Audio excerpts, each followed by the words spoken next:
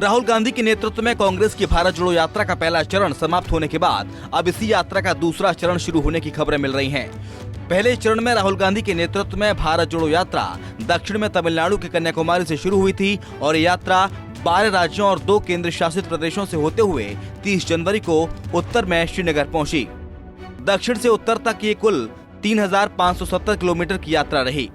भारत जोड़ो यात्रा ने डूबती हुई कांग्रेस को दोबारा मजबूत करने का काम किया। सूत्रों के मुताबिक 150 दिनों की भारत जोड़ो यात्रा खत्म होने के बाद अब कांग्रेस ने इस यात्रा के दूसरे चरण की तैयारियां शुरू कर दी हैं। पश्चिम से पूर्व की यात्रा। अब भारत जोड़ो यात्रा के पश्चिम से पूर्व तक जाने की खबरें मिल रही हैं। इस यात्रा का दूसरा चरण इसी साल 2 अक्टूबर से गुजरात के पोरबंदर या साबरमती आश्रम से शुरू हो सकता है। ये यात्रा गुजरात से शुरू होकर मध्य प्रदेश, यूपी, बिहार, छत्तीसगढ़, ओडिशा, झारखंड और पश्चिम बंगाल समेत पूर्वोत्तर के राज्यों से गुजरेगी। भारत जोड़ो यात्रा का दूसरा चरण 2024 के लोकसभा चुनाव से ठीक पहले खत्म होगा। बता दें कि यूपी समेत कांग्रेस की कई राज्यों में स्थिति बेहद कमजोर है। पश्चिम से पूर्व जाते समय जिन राज्यों में यात्रा गुजरेगी उनमें लोकसभा की आधी सीटें हैं। बता दें कि साल 2019 में कांग्रेस को इन राज्यों की 272 में से सिर्फ 10 सीटें मिली थीं। इनमें से यूपी में 1, मध्य प्रदेश में 1, बिहार में 1 व बंगाल से 2 सीट ही कांग्रेस को मिली थीं।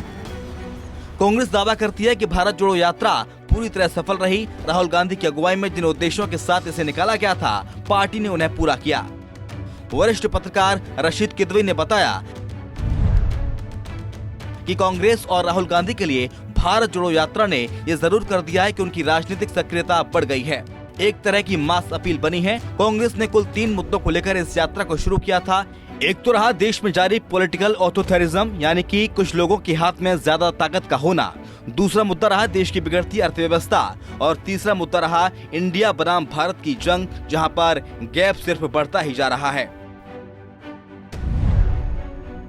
भारत जोड़ो यात्रा का संज्ञान सभी ने ले लिया है। राजनीति में कई बार ऐसा होता है कि आपका विरोधी ही आपको आगे बढ़ाने का काम करता है। भारत जोड़ो यात्रा के दौरान जिस तरह से बीजेपी ने राहुल गांधी को आड़े हाथों लिया, उसने कहीं न कहीं राहुल गांधी की अहमियत को बढ़ाया।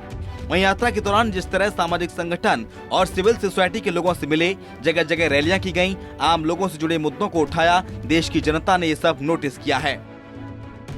अब देखना होगा कि भारत जोड़ो यात्रा का दूसरा चरण कांग्रेस के लिए 2024 लोकसभा चुनावों में किस तरह के नतीजे सामने लाता है। क्या कांग्रेस की डूबती नैया को भारत जोड़ो यात्रा का सहारा मिलेगा या नहीं? आपका इस यात्रा का 2024 लोकसभा चुनावों पर पड़ने वाले असर के बारे में क्या कहना है, कमेंट सेक्शन में जरूर बताएं। Bureau report, Punjab Kesari TV. हमसे जुड़े रहने के लिए हमारे YouTube चैनल को सब्सक्राइब करें और नई वीडियो की नोटिफिकेशन के लिए बेल आइकॉन को दबाएं।